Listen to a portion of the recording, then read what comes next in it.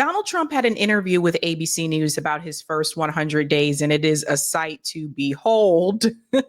Definitely some funny moments, definitely some cringe moments. We're going to get into all of that. They're talking about everything from deportation, the economy, and of course, it would not be that interview without Donald Trump saying fake news. Let's go ahead and get into this segment here. So what's the one thing, just one thing, that you think is the most significant thing you've done so far in these 100 days? Well, I think maybe the border is the most significant because our country was really going bad. They were allowing people to come in from prisons, as you know, and you've heard me say it, but you've heard a lot of people say it. Prisons, mental institutions, gang members, murderers. We had many murders, 11,888, they think. Some murdered more than one person. So you had murderers coming in, you had everybody coming in, and not just South America, from all over the world. They were emptying their prisons into our country. And now it's totally closed down. And you've seen just yesterday, they announced 99.9%. Nobody thought that could happen. And it happened quickly, very quickly. And I think that's very significant. But we're doing other things that are very significant. Results will take a little bit longer because it's one of those, it's complicated. It's many years of trading abuse. We've been abused by other countries for years and years. They laughed at us. They thought we were stupid people, and we're fixing it. And I think that's going to be very, very important. But I have a lot of.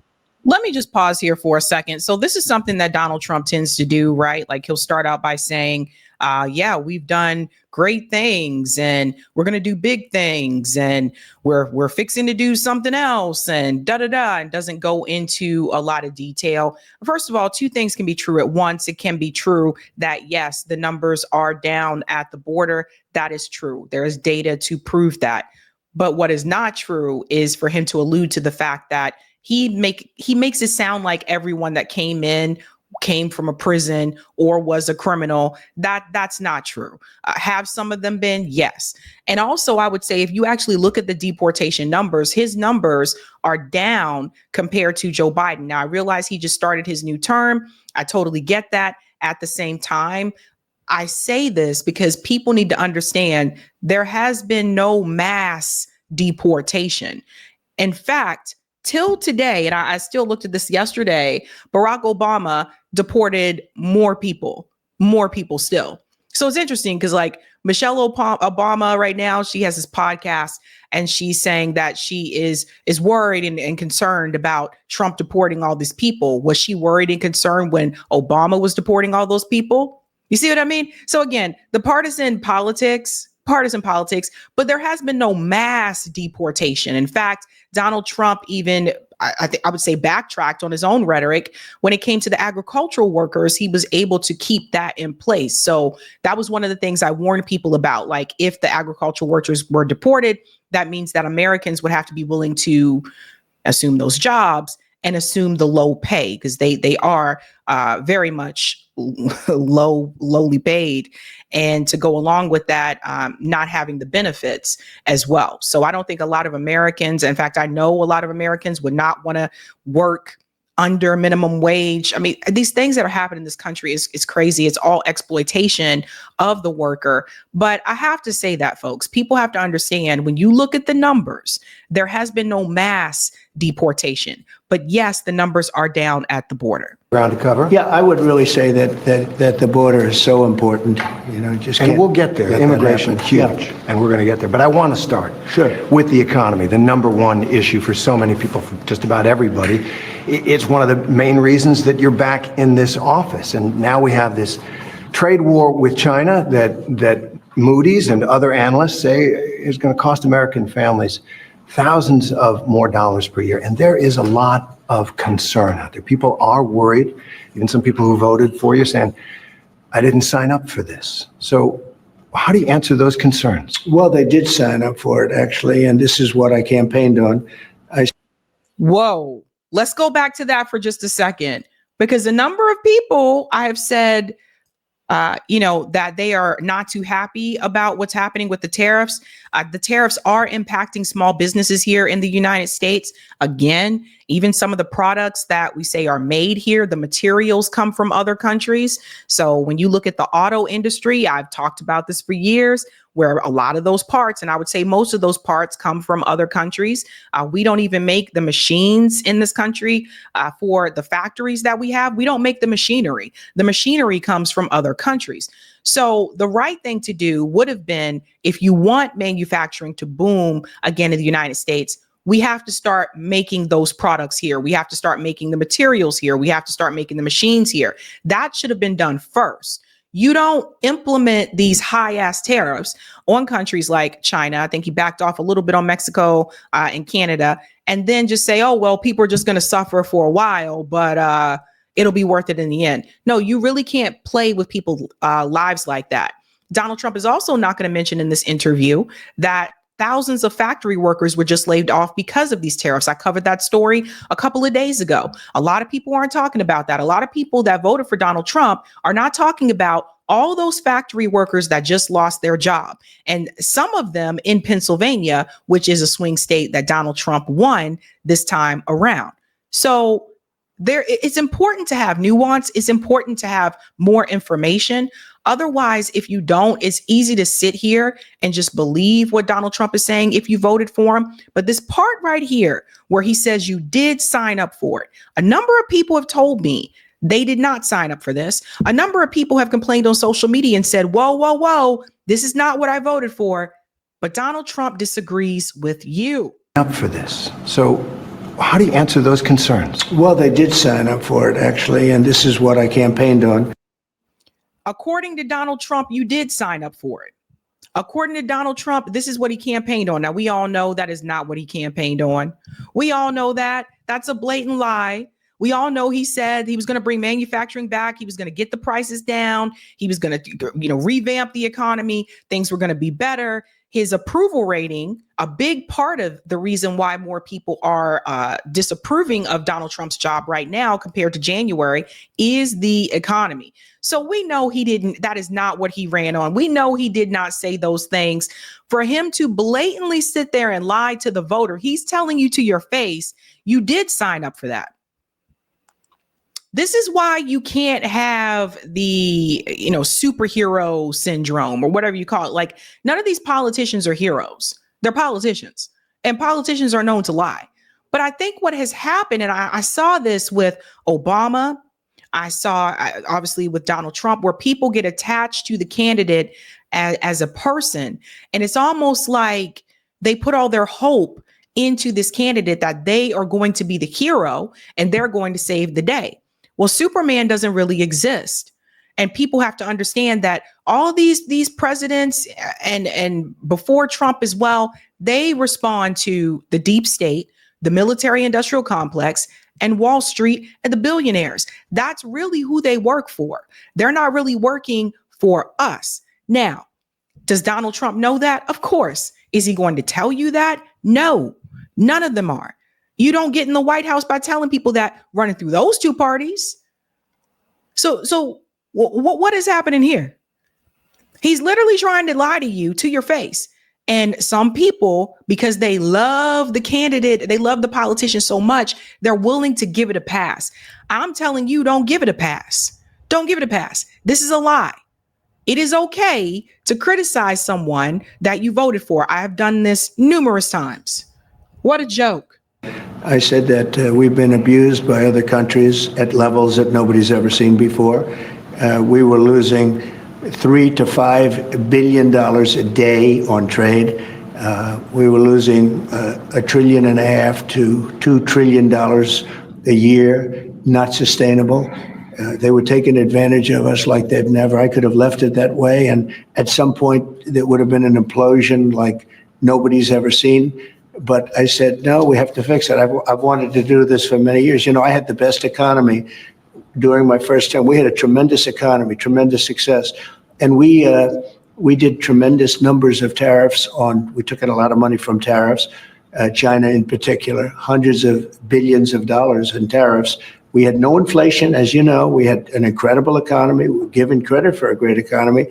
But I said, we have to fix this. Otherwise, it's just not self-sustaining. Well, one of the things Saying that we have to fix it and telling people some of you may lose your jobs in the process are two different things. Again, thousands of factory workers in the United States just lost their jobs.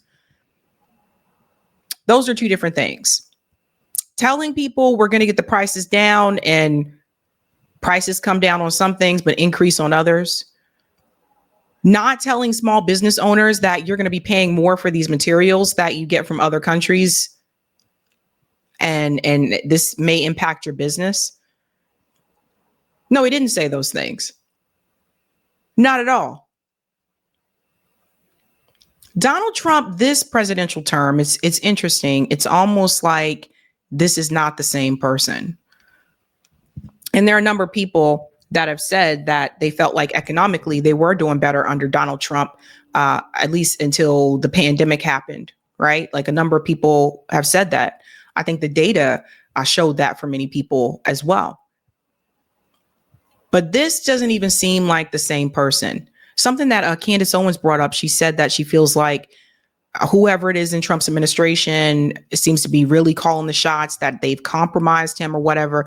So I don't think that Trump is compromised. I think that Donald Trump is playing a game that many politicians have played where they promise you one thing, but that's just to get elected. That doesn't mean they're actually going to do those things. But definitely does not seem like the same person. You ran on was you'd said you'd bring prices down on day one, and that it would happen fast, and that it would happen fast. And most economists will tell you that tariffs will raise prices. So don't your tariffs cut against that promise you made to bring prices down? No. So the interviewer here, what is bothersome to me is that he says many economists say that the tariffs will increase prices. The prices have already increased on certain things. Prices have already increased. I just had an interview that I recorded with Brian Berlatek, who is based in Thailand. When you get a chance, that interview should premiere later in the week. Please check out that interview because he explains a little bit more about the tariffs and the economy in relationship with China and Taiwan. He's very knowledgeable about that. So definitely check that out. But the prices have already increased. Why is the interviewer talking about this as though this is something that could happen when it has already happened? This isn't an old interview. This interview is not old. This is new. First 100 days. I don't know, buddy. I don't know. Because I had massive tariffs on China, if you remember, in my first term, and we had essentially no inflation, like around 1% inflation, which is... Let me pause here. And I know I'm stopping a lot, but there's so much I have to push back on here. So this part right here, when he said we had these tariffs on China during the first term and, we had inflation down, et cetera. So what Donald Trump is omitting from this conversation, and you'll see this in my discussion with Brian Berlatek, is that China made adjustments after that. During that first Trump administration, China made adjustments so that going forward, if this were to happen to them again, the U.S. would feel the full wrath and pain of implementing these large ass tariffs on China. And I believe his tariffs this time were larger than they were before, right? So they made adjustments. So yes, you did this during your first term, but the other country found a way to adjust so that if this happened to them again, they would be prepared. There's a lot of going back to 2016. And I got to tell people really have to move forward from 2016. I think Donald Trump, it seems like he's kind of still talking about what we did the first time. That term is over. This is a whole new era. And people aren't thinking about right now. They're not thinking about what you did in 2016. People were thinking about that when you were running. Now that you've been president for a couple of months, people are talking about what you're doing right now, including people that voted for Donald Trump. As I said, there have been a number of people who voted for him that have been very vocal about these tariffs, people who are small business owners, people who do work with factories or in a factory have been very vocal about this, about how they are feeling the pain of this.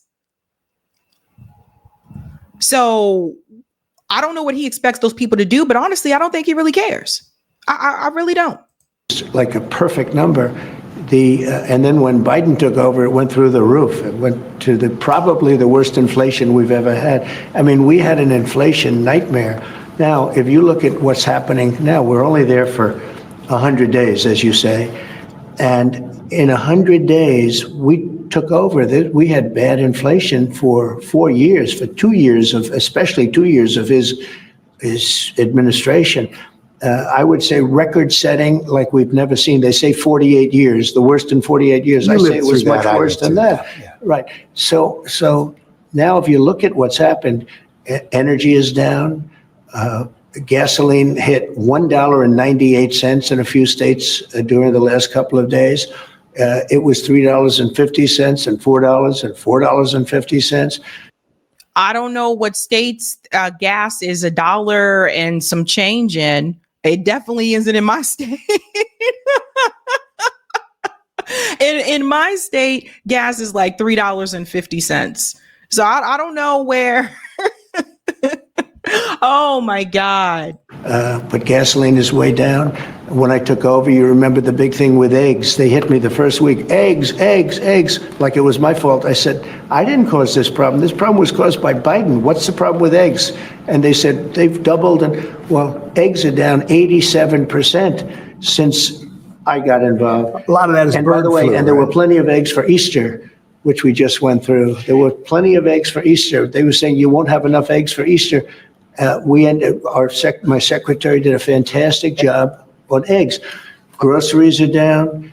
Everything's down. Okay. Interest rates are the same. Interest rates should be down. Groceries aren't down where I live. Again, and for those watching, if they're down where you are, let me know. I have seen the egg prices come down a little bit, but all the other items like meat is still expensive. And yes, the economy was bad under Biden's administration. I vented about this for quite some time, and I think you guys remember all of that. But it was really bad under Biden's administration. And that's why many people voted for Donald Trump, because they expected him to turn that around. Now, take the tariffs out of the equation, things would probably be differently, right? But when you put those massive tariffs on China and we don't really make anything in this country, and we get these materials from other countries like China, well, obviously that's going to impact the working class American. But we have a Federal Reserve that wants to be stubborn. They want to be cute. We'll get to that. You said something a couple of weeks ago that struck me. You said concerning the tariffs, which economists say are going to raise prices. You said, quote, hang tough. Yeah. It won't be easy. You said that to the American people. Is that what Americans should expect, some hard times? I've said that during my campaign. Look, we won a campaign by a lot. We won all 7 swing states. We won the popular vote by a lot. You know, we had a tremendous campaign. I said all of these things during my campaign. I said, you're going to have a transition period. We've been ripped off by every country all over the world. They're laughing at us. They thought we were stupid people, and we were. And I said, that's not going to happen. We're not going to let that happen. You didn't tell people transition and you're going to lose your job are two different things. I mean, I don't know what else to say. Hard times are ahead? I don't think so. I think great times are ahead. Look, since I came in, gasoline is down, groceries are down, egg prices are down, many things are down, just about everything. You know, you don't have the drop in fuel and energy and oil like we did. I took it from maybe $3.20, maybe more than that, down into a much lower number.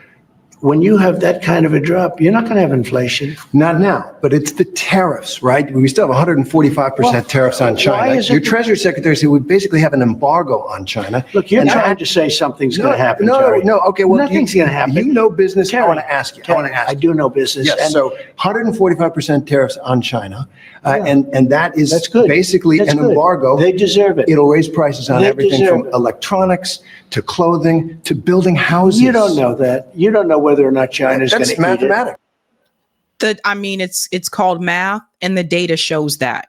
Again, this is what happens when we don't produce anything here.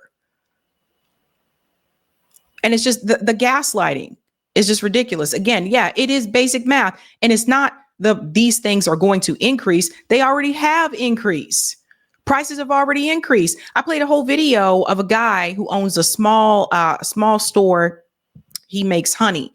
And he was talking about how he was upset with the tariffs because, again, the materials that he uses that we apparently do not produce here in the United States, he gets from China. So everything's more expensive for him. That means he has to increase the price. China probably will eat those tariffs, but at 145, they basically can't do much business with the United States. And they were making from us $1 trillion a year. They were ripping us off like nobody's ever ripped us off. And by the way, we have other countries that were just as bad. If you look at the European Union, it was terrible what they've done to us. Every country, almost every country in the world was ripping us off. They're not doing that anymore. I want you to think about the boom that this country has had in small businesses, mom and pop Etsy stores, small businesses that Really? became They big haven't had a businesses. boom because of inflation. Well, the boom done was inflationary boom.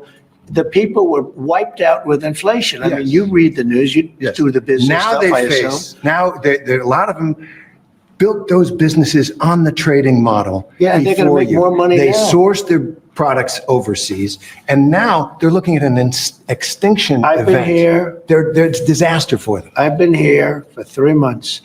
I've taken a trade deficit down to a number that's very, very starting to get really good. I just got here.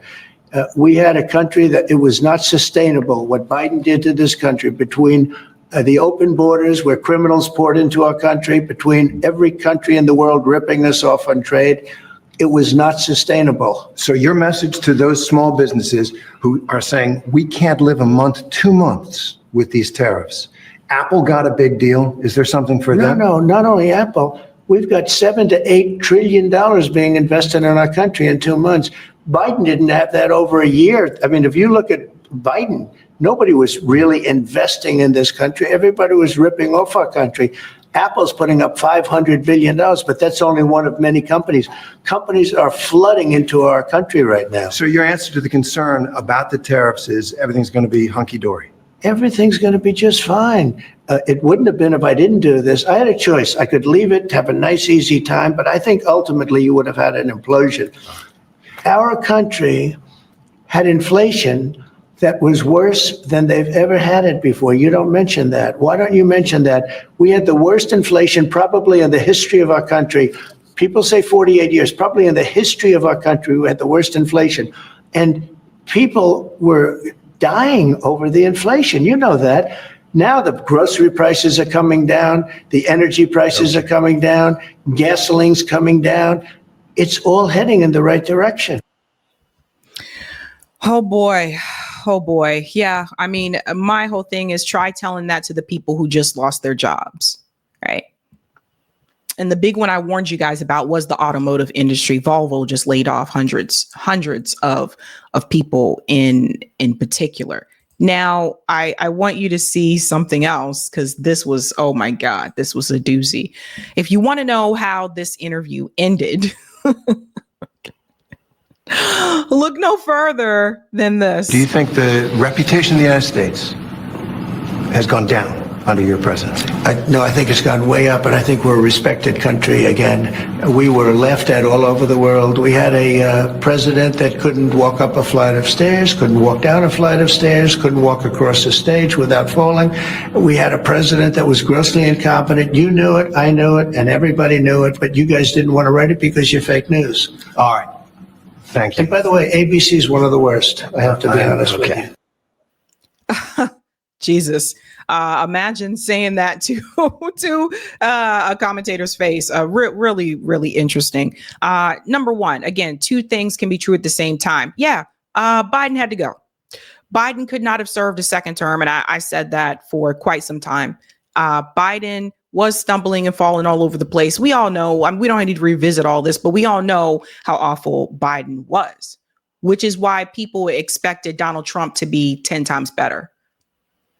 And one thing that he didn't have to do with the economy, he really didn't have to do those tariffs against China. That wasn't something that Biden did. That was something that he just did. And people are losing their jobs because of it. And small business owners are suffering because of it. The response is not to shame or blame China. The response is we should have kept manufacturing right here in the United States. But greed got in the way. We should have continued making and producing materials and supplies here and the machines in the United States.